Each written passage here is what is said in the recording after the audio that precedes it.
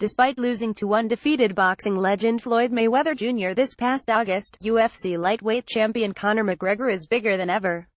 The 29-year-old Irishman is continuously raising the bar for other combat athletes and has already carved out his place in history as the only UFC fighter ever to simultaneously hold titles in two separate divisions.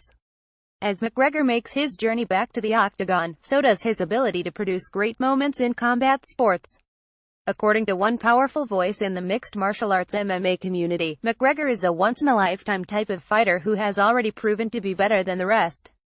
I think he's a unique guy in a very it's almost like we don't have a word strong enough to describe him, UFC color commentator Joe Rogan said during a recent edition of the Joe Rogan Experience. Unique isn't a strong enough word. He's got brilliant ability. He's incredibly smart. He's very innovative in his techniques and his approaches, and I think he has phenomenal coaching as well. He's a combination of a lot of things. He has a brilliant team. John Kavanagh, his coach, is a brilliant coach. He's got amazing jiu-jitsu coaching and striking coaching, and his mind, he understands how to apply these things. His ability to perform under pressure is fantastic. You saw that in the Mayweather fight. Even though he lost that fight, he hit Mayweather with some pretty good shots and he won the first 3 rounds against the greatest boxer of all time. That's extraordinary. Conor's an extraordinary person. He has greatness. While many were worried that a shocking loss to Mayweather inside of the boxing ring would diminish McGregor's stranglehold on MMA, it doesn't appear like that is happening.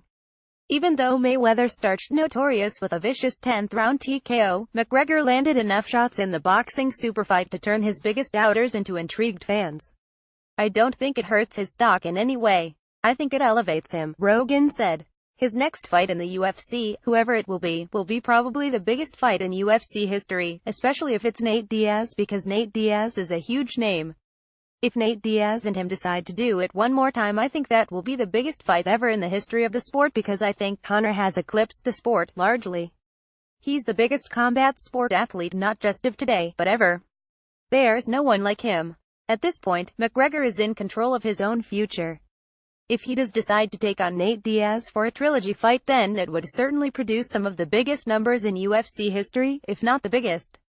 But if the Irishman wants to build on his legacy, he'll find a way to defend his 155-pound title against the division's best, which includes Tony Ferguson and Kevin Lee, who will fight for the interim lightweight strap tonight, Saturday, October 7, 2017 at UFC 216 live on pay-per-view PPV from Las Vegas, Nevada.